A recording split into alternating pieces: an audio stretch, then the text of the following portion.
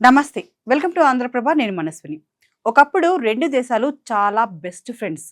కలిసి ఉగ్రవాదాన్ని పంచుకున్నాయి. పాకిస్తాన్‌ను బేస్‌గా చేసుకొని ఆఫ్ఘనిస్తాన్‌లో అమెరికా దళాలకు వ్యతిరేకంగా తాలిబాన్లు పోరాటం చేశారు. ఆఫ్ఘాన్, పాకిస్తాన్ అంటే ఒక్కటే అన్న రీతిలో ఉండేది. అంతెందుకు 2021లో అమెరికా దళాలు ఆఫ్ఘాన్‌ను వదిలి వెళ్లిపోయిన తర్వాత తాలిబాన్ ప్రభుత్వం ఏర్పాటులో పాకిస్తాన్ కీలక పాత్ర పోషించింది. అప్పటి ప్రధాని ఇమ్రాన్ ఖాన్ అనేక సార్లు ఆఫ్ఘనిస్తాన్ పర్యటనకు వెళ్ళి మంత్రులు ఎవరెవరు ఉండాలన్న దానిపైన సూచనలు ఇచ్చారు. అలాంటి ఫ్రెండ్షిప్ నేషన్స్ ఇప్పుడు బద్ధ శత్రువులుగా మారిపోయాయి. ఏకంగా యుద్ధ మేఘాల మధ్య బతుకుతున్నాయి. ఎప్పుడు ఏ క్షణాన దాడులు జరుగుతాయో తెలియని పరిస్థితి. మరి రెండు స్నేహ దేశాలు బద్ధ శత్రువులుగా ఎందుకు మారిపోయాయి? దానికి గల కారణాలు ఏంటి అనే విషయాలను ఇప్పుడు తెలుసుకుందాం.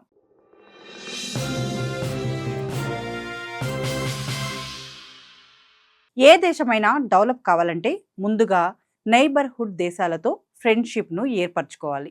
సరిహద్దును పంచుకునే దేశాలతో శత్రుత్వం చేసుకోవడం అంటే కొరివితో తలగోక్కున్నట్లే. అందుకే మన భారత్ నైబర్హుడ్ దేశాలకు చాలా ఇంపార్టెన్స్ ఇస్తుంది.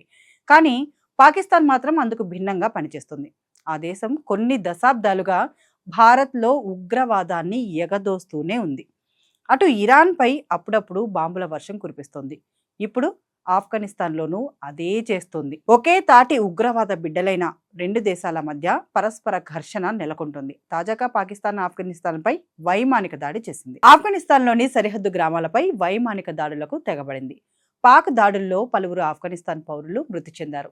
ఆత్మాహుతి దాడులకు ప్రతీకారంగా వైమానిక దాడులు చేసినట్లు పాక్ ప్రకటించడం హాట్ టాపిక్ గా మారింది. ఇంటెలిజెన్స్ సమాచారం ఆధారంగా 2 టెర్రరిస్టు క్యాంపులపై దాడులు చేపట్టినట్లు పాక్ మంత్రి చెప్పారు. పాకిస్తానీ తాలిబాన్ దాని అనుబంధ సంస్థలను లక్ష్యంగా చేసుకుని దాడులు చేసినట్లు తెలిపారు. అంతేకాకుండా ఐసిస్ అనుబంధ గ్రూపుపై సైతం దాడి చేసినట్లు తరూర్ పేర్కొన్నారు. ఇటీవల ఇస్లామాబాద్లో మసీద్లో జరిగిన ఆత్మాహుతి దాడిని తామే చేసినట్లు ఐసిస్ ప్రకటించుకుంది. ఈ ఘటనలో 31 మంది పాక్ పౌరులు మృతి చెందగా 161 మంది గాయపడ్డారు. మరి పాకిస్తాన్ నిజంగానే ఈ ఉగ్రదాడికి వ్యతిరేకంగా మాత్రమే వైమానిక దాడులు చేసిందా అంటే కాదనే చెప్పాలి. అందుకే అనేక రాజకీయ పరిణామాలకు కారణమవుతున్నాయి. ఆఫ్ఘనిస్తాన్ తాలిబాన్లకు పాకిస్తాన్ ప్రభుత్వానికి మధ్య డ్యూరాండ్ లైన్ వివాదం ఉంది. ఈ వివాదానికి 132 ఏళ్ల చరిత్ర ఉంది. సుమారు 2640 కిలోమీటర్లు విస్తరించి ఉన్న డ్యూరాండ్ రేఖ 1893లో అప్పటి బ్రిటిష్ ఇండియా విదేశాంగ కార్యదర్శి సర్ మోర్టిమర్ డ్యూరాండ్, ఆఫ్ఘనిస్తాన్ పాలకుడు అమీర్ అబ్దుల్ రెహమాన్ ఖాన్ మధ్య జరిగిన ఒప్పందం ప్రకారం ఏర్పడింది. ఈ రేఖ బ్రిటిష్ ఇండియా, ఆఫ్ఘనిస్తాన్ మధ్య సరిహద్దును గీసింది. అయితే ఈ రేఖ సరిహద్దుల్లో ఉన్న పష్తూన్లు, బలూచ్ తెగలను రెండుగా చీల్చింది. 1893 నాటి డ్యూరాండ్ రేఖను ఆఫ్ఘనిస్తాన్ ఒప్పుకోవడం లేదు. తమ పష్తూన్ల తెగకు చెందిన వారు పాకిస్తాన్లోని ఖైబర్ పఖ్తుంఖ్వా ప్రావిన్స్లో ఉన్నారని, ఇది ఆఫ్ఘనిస్తాన్కు చెందుతుందని తాలిబాన్లతో సహా అంతకుముందు అధికారంలో ఉన్న ఆఫ్ఘాన్ పాలకులు వాదిస్తున్నారు. పాకిస్తాన్ దీనిని ఒప్పుకోవడం లేదు. ఇప్పటికే పాక్ నార్త్ ఈస్ట్ ప్రాంతంలోని ఖైబర్ పఖ్తుంఖ్వా ప్రావిన్స్ ప్రజలు తమను తాము పాకిస్తానీయులుగా భావించడం లేదు. ఈ ప్రాంతంలో పాక్ తాలిబాన్లు, పాక్ ఆర్మీ, పోలీసులపై తీవ్రమైన దాడులు చేస్తున్నారు. డ్యూరాండ్ రేఖ కేవలం మ్యాప్లో ఒక రేఖ మాత్రమే కాదు, ఇది దక్షిణాసియాలోని అత్యంత వివాదాస్పద ప్రాంతాల్లో ఒకటిగా మిగిలింది. పాకిస్తాన్ ఖైబర్ పఖ్తుంఖ్వా ప్రావిన్స్ తమ సార్వభౌమాధికారం కిందకు వస్తుందని చెప్తోంది. ఇటు ఆఫ్ఘాన్ మాత్రం తమకు జరిగిన అన్యాయం అని వాదిస్తోంది. తరచుగా ఈ సరిహద్దు వెంబడి ఆఫ్ఘాన్, పాక్ సైనిక దళాలు కాల్పులకు తెగబడుతుంటాయి. దీనికి ప్రధాన కారణం ఏంటంటే, ఒకవేళ ఈ ఖైబర్ పఖ్తుంఖ్వా ప్రాంతంతో పాటు బలూచిస్తాన్ను తమలో కలిపేసుకుంటే ఆఫ్ఘనిస్తాన్కు అరేబియాతో డైరెక్ట్ యాక్సెస్ లభిస్తుంది. తద్వారా ఆ దేశానికి సముద్ర ప్రయాణం వీలవుతుంది. అప్పుడు సరుకు రవాణా చాలా ఎక్కువగా చేయడానికి సాధ్యపడుతుంది. 2017లో సరిహద్దు వద్ద పాకిస్తాన్ కంచె నిర్మించడంతో ఈ వివాదం మరింత ముదిరింది. తాలిబాన్ ప్రభుత్వం ఆఫ్ఘనిస్తాన్లో ఏర్పాటయ్యాక మొదట్లో ఇరు దేశాల మధ్య సత్సంబంధాలు బాగానే ఉన్నా ఆ తర్వాత పాకిస్తాన్ తీరులో క్రమంగా క్షీణించాయి. కొన్ని నెలల క్రితం ఇరు దేశాల మధ్య యుద్ధ వాతావరణం మొదలైంది.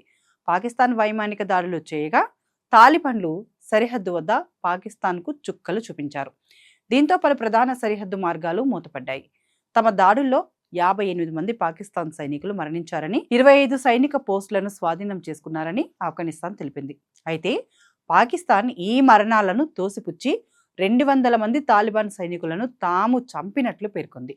ఈ దాడుల్లో ఇరు దేశాల భూభాగాల్లో చాలా మంది ప్రజలు ప్రాణాలు కోల్పోవడంతో పాటు భారీగానే ఆస్తి నష్టం జరిగినట్లు నివేదికలు చెబుతున్నాయి. అంతర్జాతీయ పక్షాలు, ముఖ్యంగా ఖతర్, సౌదీ అరేబియా 2 దేశాలను శాంతింప చేయడానికి మధ్యవర్తిత్వం చేస్తున్నా పరిస్థితి పూర్తిగా సద్దుమణగలేదు. నిజానికి ఇలాంటి వివాదాలను శాంతియుతంగా పరిష్కరించుకోవాలి, కానీ పాకిస్తాన్ మాత్రం అలా చేయడం లేదు.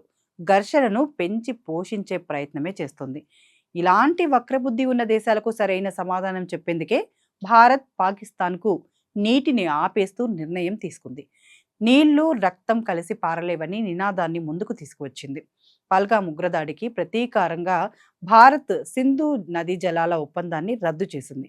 ఇండియా నిర్ణయంతో పాక్ తీవ్ర నీటి సంక్షోభం ఎదుర్కొంటోంది.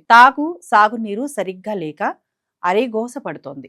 అప్పట్లో సింధు నది జలాలను ఆపేసిన భారత్ ఇప్పుడు రావి నది జలాలను కూడా నిలిపివేసేందుకు పావులు కదుపుతోంది.